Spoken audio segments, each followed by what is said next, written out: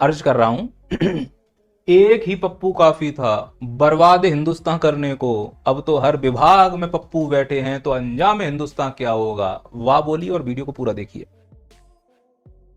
ये बिहार में तो हम रोजगार लेके आएंगे तो क्या लगता है? देखो बिहार में रोजगार नहीं है तभी सारे बिहारी दिल्ली पंजाब आ रहे हैं। तो हमें पता क्या करना चाहिए, हमें बिहार को बहुत आगे लेके जाना चाहिए। वैसे मुझे आपका नंबर मिल सकता है? आप बहुत अच्छे हो। लोकसभा चुनाव में आपने कहा था कि बीजेपी को लगभग उतनी सीटें आएंगी, लेकिन या फिर कम से कम 270 सीटें आएंगी। बीजेपी तो 240 में सिमट गई। नहीं, 300 कहा था, 240 आया। 240 में सिमट गई। बिल्कुल मेरी गलती है।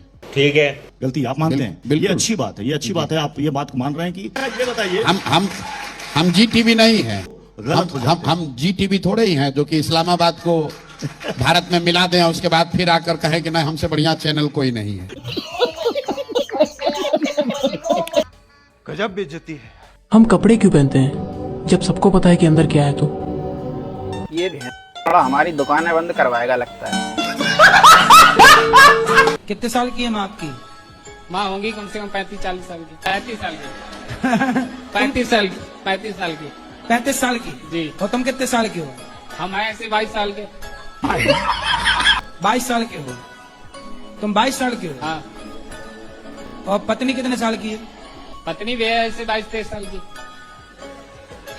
माँ 35 साल की है। जी। गजब नहीं कर दिया तुम्हारी माँ ने।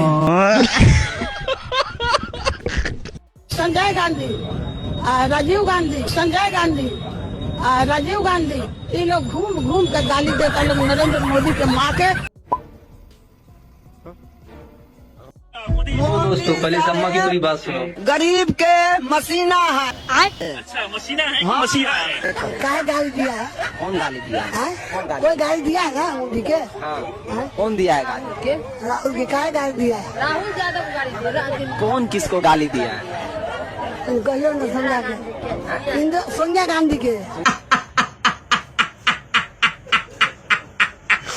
पहले तो ये लोग सिर्फ कब्रों पर सजदा किया करते थे। आज इनके हालात इस कदर खराब हो चुके हैं कि ये अपने पीरों के आगे सजदे कर रहे हैं। और देखा जा सकता है कि पीर के हाथ में पैसे भी दिए जा रहे हैं। सच कहे तो ये सारा खेल पैसे का है। पीर को भी हकीकत पता है, लेकिन अगर इसने अपने मुरीदों को इस्लाम की हकीकत बताई तो पीर को मुरीदों से मिलने वाला पैसा बंद हो जाएगा।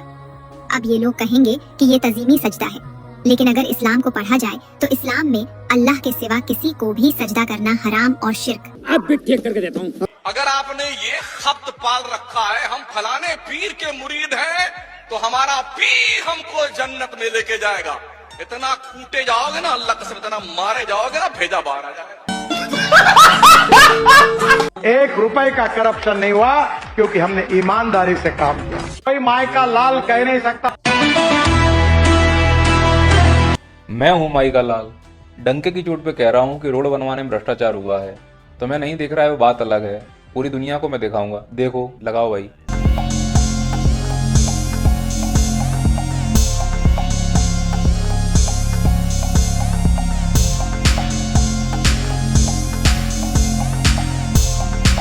समाप्त होने के पहले हिंदुस्तान का रोड इंफ्रास्ट्रक्चर अमेरिका के बराबर होगा। हाँ, तभी तो रिबन काटने से पहले रोड ही कट गई। थोड़ी बारिश होते ही गुड़गांव स्मार्ट सिटी से वेनिस सिटी फ्रॉम मीशो बन गई। 12,000 करोड़ में बने दिल्ली देहरादून एक्सप्रेसवे की पहली बारिश में ऐसी हालत हो गई और 80,000 करोड़ में बने अमृतसर जामनगर के नजारे कुछ ऐसे हो गए। वर्ल्ड बैंक की फंडिंग से धनबाद में 8 लेन की रोड बनी और सिर्फ 21 दिन में करप्शन से इसकी ये हालत हो गई। हमने रोड बनाने में स्पेस टेक्नोलॉजी का उपयोग किया।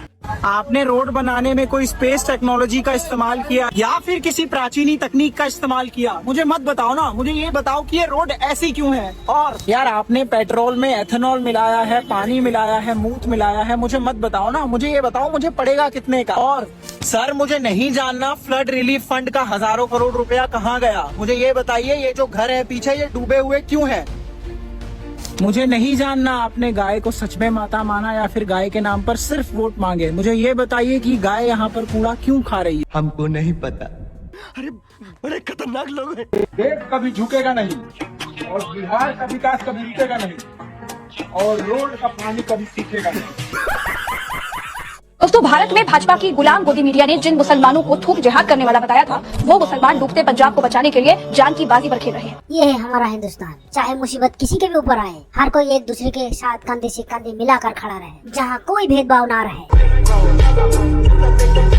वही दोस्तों, बंगाल फाइल्स फिल्म वाले विवेक अग्निहोत्री की जो दुर्दशा एक सवाल पूछने पर हुई है, जिसको शेयर करते हुए एक यूजर ने लिखा, विवेक अग्निहोत्री को लेने के देने पड़ गए। कैसा? आप भारतीय हैं कि मुस्लिम हैं? नहीं, आप पहले मुस्लिम हैं कि पहले आप क्या है? आप? मैं तो भारतीय हूँ। मैं भी भारतीय हूँ। आप भारतीय हैं? हो गया? आप भारतीय? शर्म नहीं आती है कहते हुए कि मैं भारतीय हूँ कि नहीं हूँ? नहीं, मैं पूछ रहा हूँ। क्यों आप पूछ रहे हैं? नहीं, इसलिए आप है कौन? Who are you? कैसे आप पूछ सकते हैं मैं भारतीय हूँ कि नहीं?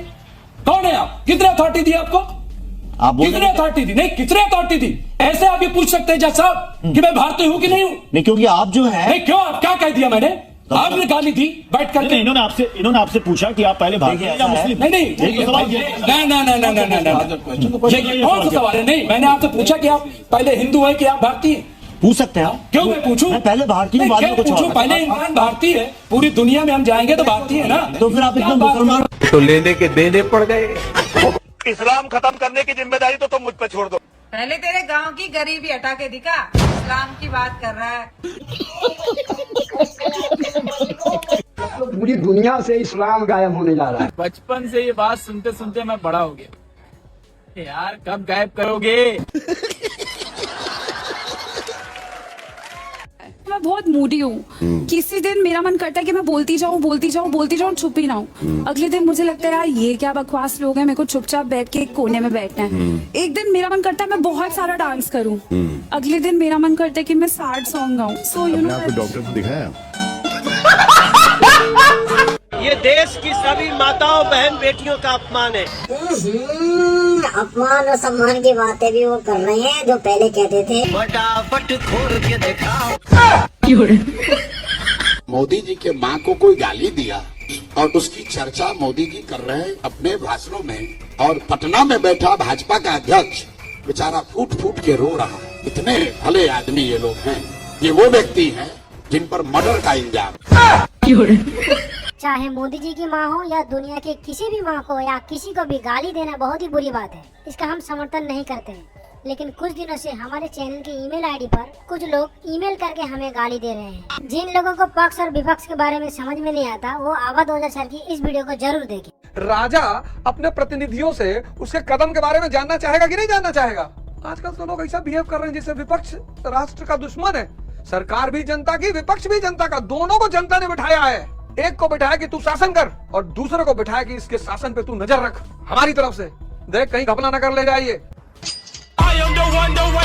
इंडिया वर्सेस पाकिस्तान का मैच होने जा रहा है, तो मैंने सोचा कि मैं आपको याद दिला दूं कि पिछले कुछ सालों में पाकिस्तान ने इंडिया को क्या क्या जख्म दिए हैं। 2015 Gurdaspur attack, 2016 Uri attack, 2017 Amarnath attack, 2019 Pulwama attack, 2024 Reasi attack और 2025 पहलगाम अटैक। ऐसा हो सकता है कि शायद मुझसे एक आध छूट गए हूँ। उसके बाद ऑपरेशन सिंदूर के दौरान छोटे छोटे बच्चों और आम नागरिकों को अपनी गोली का निशाना बनाया। हमारे कई फौजी भाई शहीद हो गए, यहाँ तक कि गोल्डन टेम्पल को अपनी मिसाइल का निशाना बनाने की कोशिश करी। इतना सब होने के बाद भी बीसीसीआई और इंडियन गवर्नमेंट की मर्जी से होने जा रहा है इंडिया वर्सेस पाकिस्तान का मैच। देखो, इंडिया वर्सेस पाकिस्तान का मैच आईसीसी या फिर एसीसी शेड्यूल करता है, पर मैच खेला जाना है नहीं, ये बीसीसीआई डिसाइड करता है। बट बीसीसीआई खुद में इंडिपेंडेंट नहीं है, बल्कि वो रिलाई करता है इंडियन गवर्नमेंट के डिसीजन पर। और बात जब इंडिया वर्सेस पाकिस्तान की हो तो इंडियन प्राइम मिनिस्टर और कैबिनेट कमेटी चाहे तो ये मैच नहीं हो सकता। अब सोचिए, जिस देश में 110 करोड़ हिंदू रहते हो, वो देश एक ऐसे देश के साथ मैच खेलने जा रहा है जो प्राइमरीली हिंदू से नफरत करता है। अब आप मुझे बताइए कि ये मैच होना चाहिए नहीं। एक बात याद रखना आप सभी लोग, सरकार हमेशा जनता की बनती है।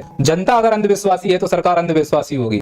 जनता अगर बेवड़ी है तो सरकार बेवड़ी होगी। जनता अगर चोर है तो सरकार चोर होगी। जनता अगर भ्रष्ट है तो सरकार भ्रष्ट होगी। जनता अगर तार्किक और शिक्षित है तो सरकार भी तार्किक और शिक्षित होगी। जनता अगर जन कल्याण करती है, एक दूसरे का सहयोग करेगी, तो सरकारें भी एक दूसरे का सहयोग करेंगी। इसीलिए ऐसी सरकार चुनो जो तुम्हारा कल्याण करे। तो उसके लिए हमें आपस में तालमेल बिठाकर रखना पड़ेगा, लड़ाई बंद करनी पड़ेगी, जात पात से ऊपर उठना पड़ेगा, हिंदू मुस्लिम से ऊपर उठना पड़ेगा, बच्चों को शिक्षा देनी पड़ेगी, जो हमारे युवा हैं उनको तार्किक बनाना पड़ेगा, तब हमारे बच्चों की बुद्धि जगेगी। भारत में लोग राजनीति कर रहे थे, हमारी सरकार, कांग्रेस की सरकार, बीजेपी की सरकार, दुबई का राजा जो था, ये फ्लाइट पकड़े हांगकांग, कहा कि जितनी फैक्ट्री जानी है, जितना ऑफिस चाहिए, हम सेम बिल्डिंग बना के आपको देंगे दुबई में। इतना डेवलप किया दुबई ने, यहाँ की सारी कंपनियां सारी की सारी कहां शिफ्ट हो गई? दुबई से। जहाँ केवल रेगिस्तान होता था, देखते देखते पूरी दुनिया में आगे कौन निकल गया? दुबई। बड़े बड़े कंपनियों की मीटिंग ऑफिस दुबई, कोई भी बड़े बिजनेस डील होगा दुबई। इवन भारत में कोई अमेरिका से कोई भी सामान लिए दुबई एयरपोर्ट पर पहले जहाज उसको क्या करेगा? उतारेगा, उसके बाद दूसरे जहाज से यहाँ लाए। आप बताइए, हम लोग इन्हें अंडमान निकोबार में नहीं बुला सकते थे? दुबई में भी समुद्र का बीच है, किनारा है, यहाँ भी समुद्र है, लेकिन ना हम लोग क्या करेंगे? कांग्रेस बीजेपी। अगर आपको वीडियो पसंद आता है तो लाइक, शेयर एंड सब्सक्राइब जरूर करें और इस वीडियो के बारे में आपका क्या ख्याल है नीचे कमेंट बॉक्स में अपना राय जरूर रखें।